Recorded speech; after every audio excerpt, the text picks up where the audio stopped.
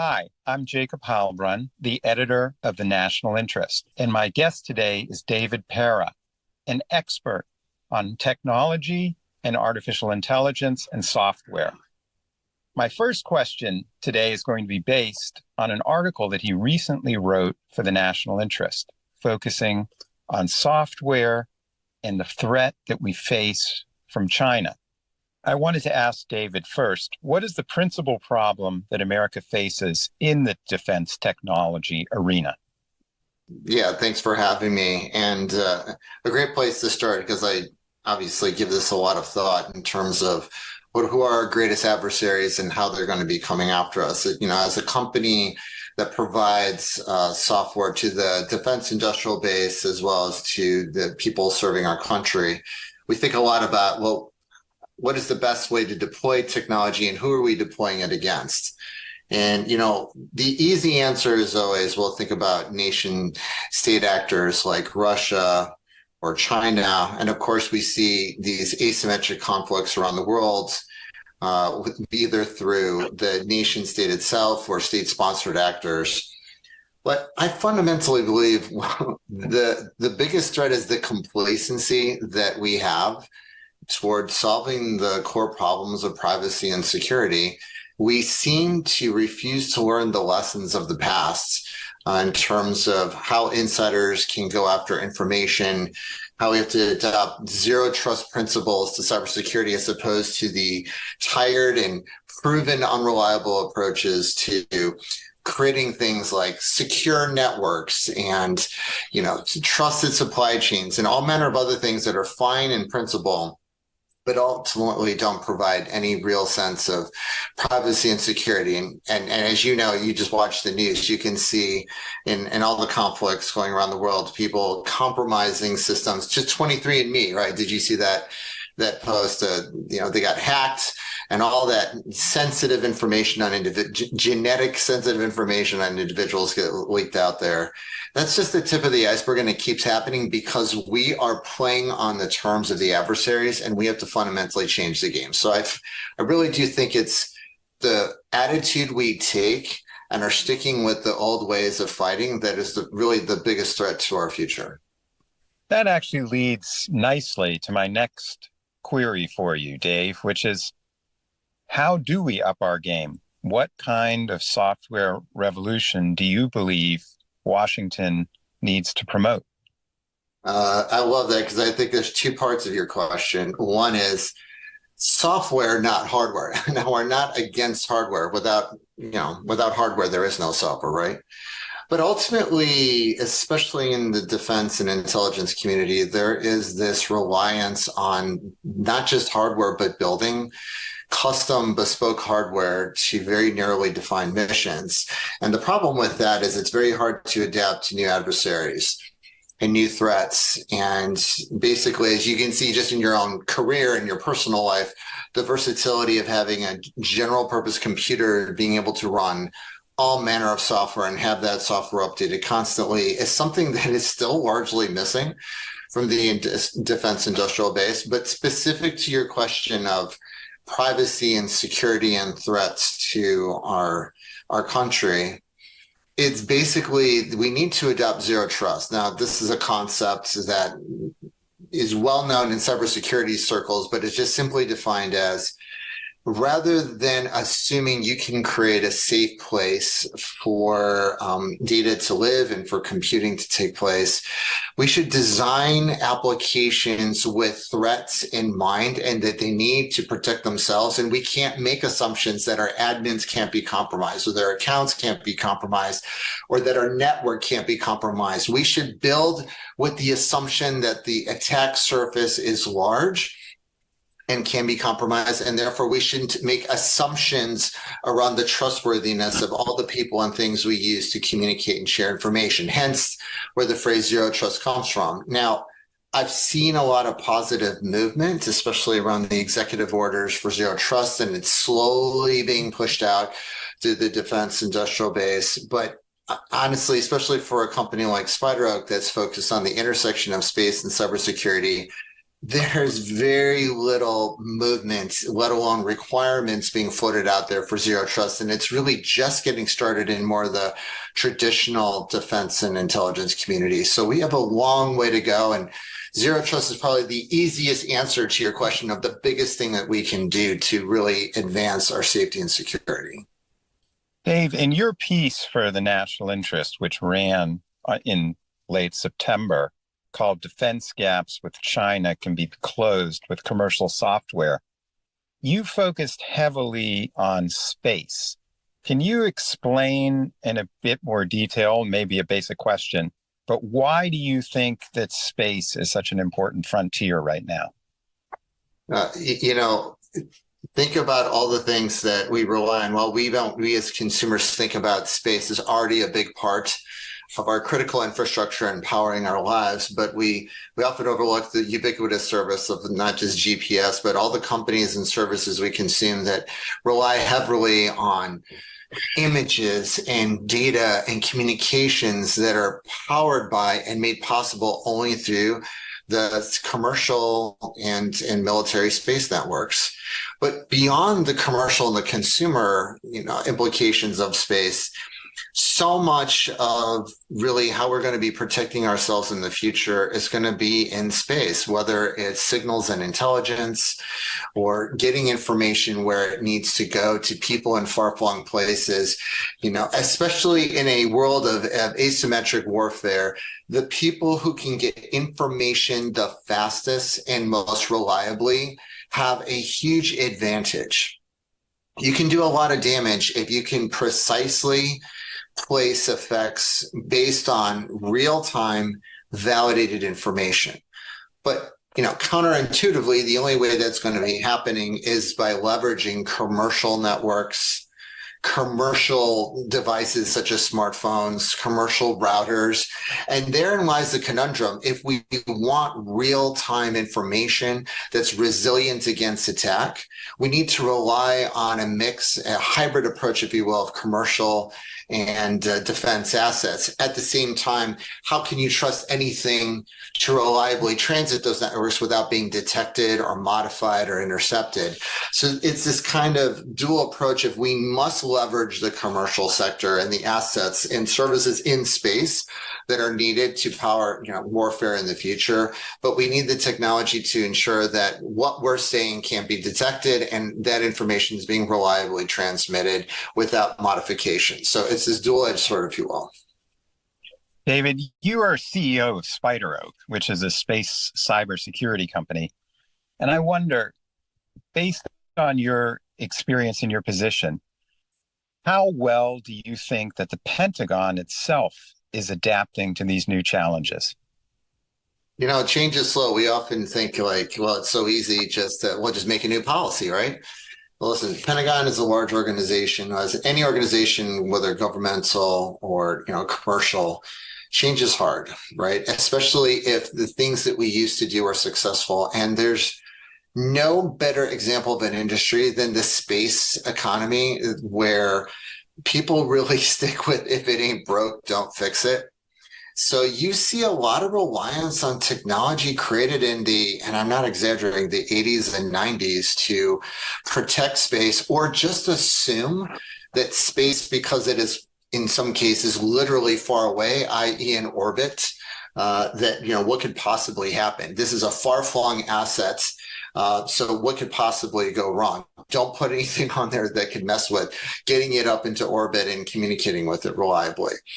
So whereas we have begun to see executive orders and policies and requirements just starting to roll out in the larger DoD ecosystem vis-a-vis the CIO's office and executive orders around zero trust, that is not happening in space. I mean, if you look at the requirements around new constellations that are being put up, new ground stations, secure methods for moving information and sensor data from satellites to warfighters and analysts, just the phrase zero trust is kind of absent from the conversation. So if we want to see progress, we need to start putting in end-to-end security and zero trust requirements in there. And we are just beginning to see that. So on a positive note, we're working with the Space Development Agency on a small project looking at, again, space cybersecurity and looking at if there are any gaps and seams in order to power that system and use that as an exemplar for other future constellations that Space Force and the other branches are looking to deploy. So there is an openness to the conversation and people are willing to fund experiments, but we're not seeing zero trust as a mainstream program of record requirement for the next generation of space systems, whether those be satellites, ground stations, or other networks. And that needs to change.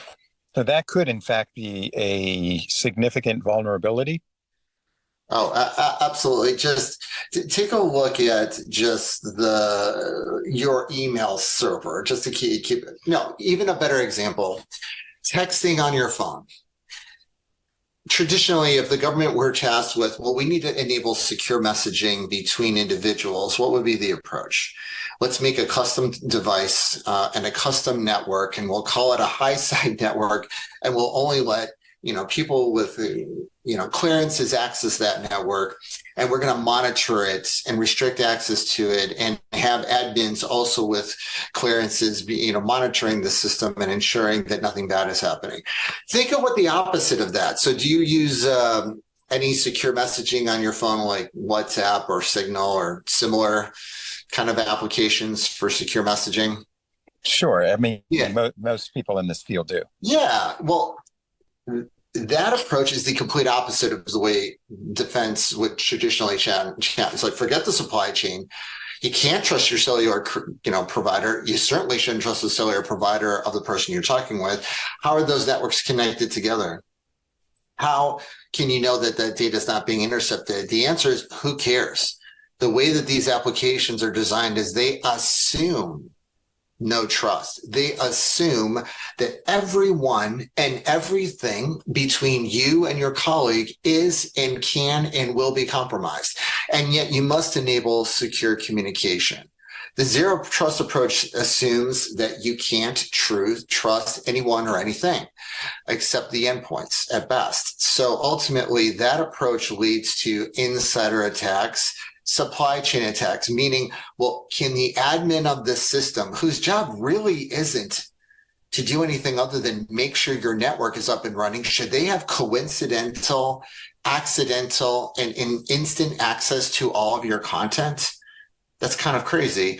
Or should the manufacturer of the cell tower or the maker of the chips for the servers where these messages pass through, should they have access to this content as well?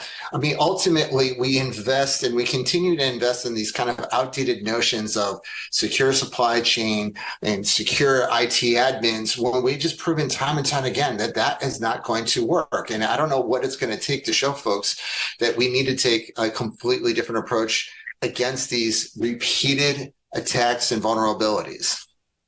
I also wanted to talk a little about foreign affairs and national security itself. I have two questions for you, and the first one centers on the Ukraine war. What are the implications and lessons of that war for software and national security?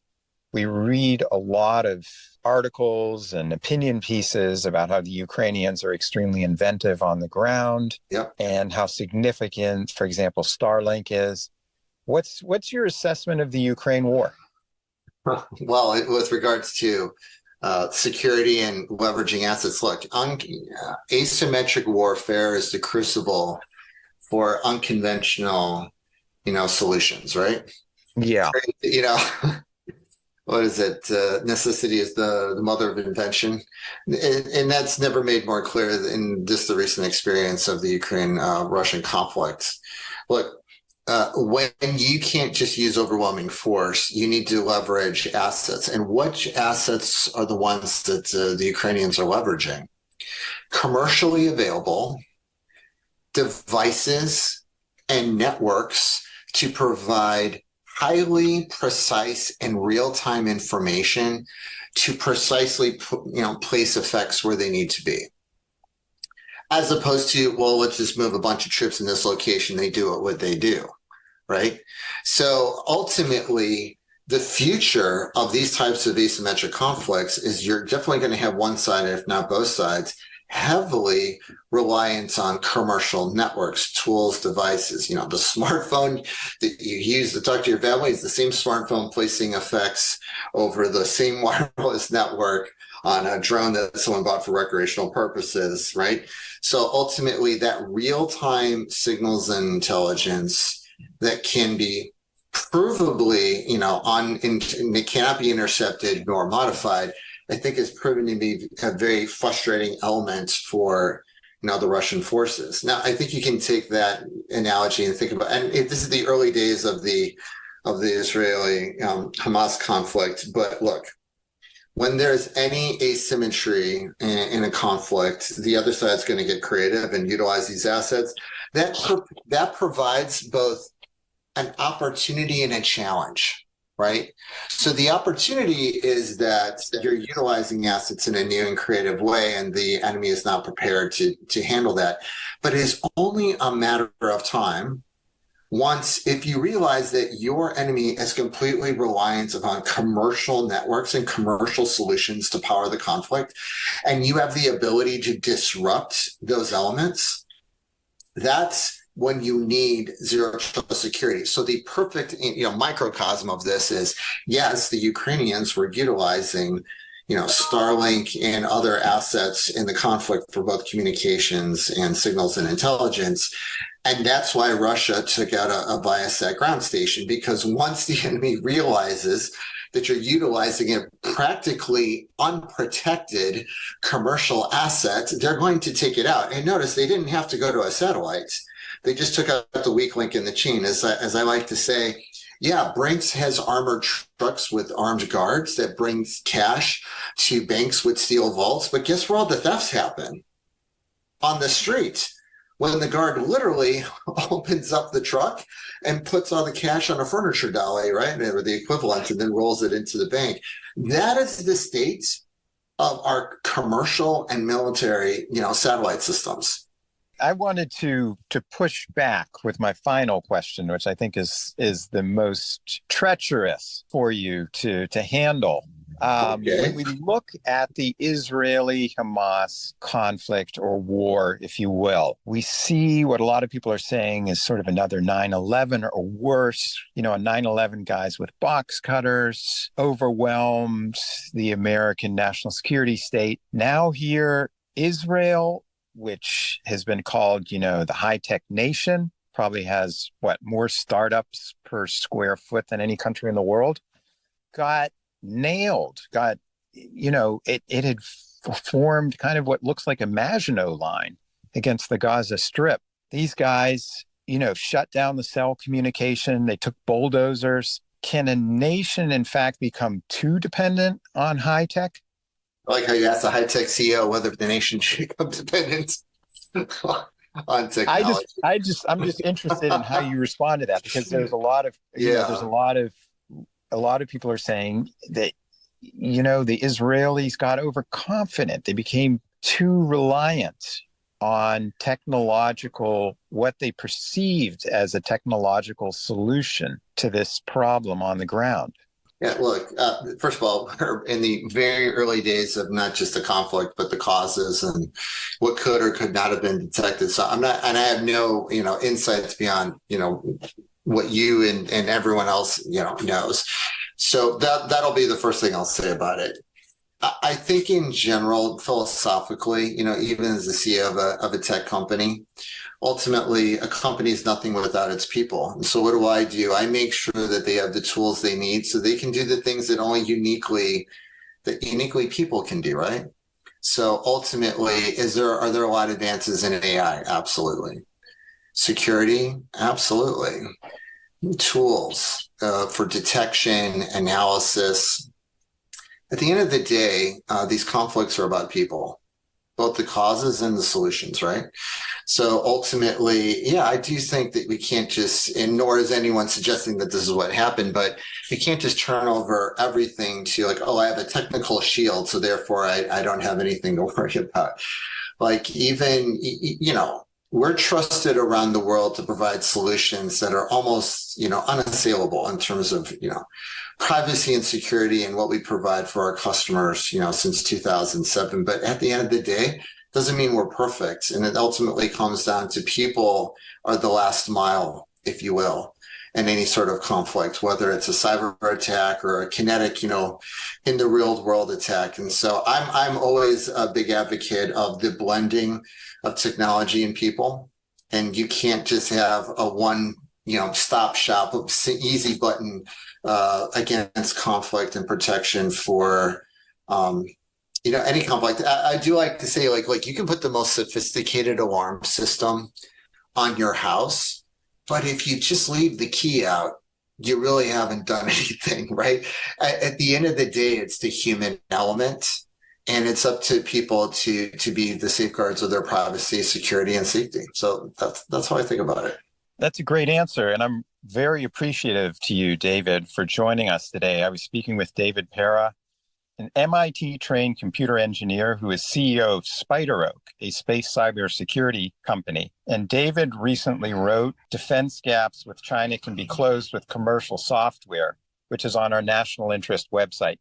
David, thank you very much for joining me, and I very much enjoyed the conversation. I did as well. Thanks, Jacob.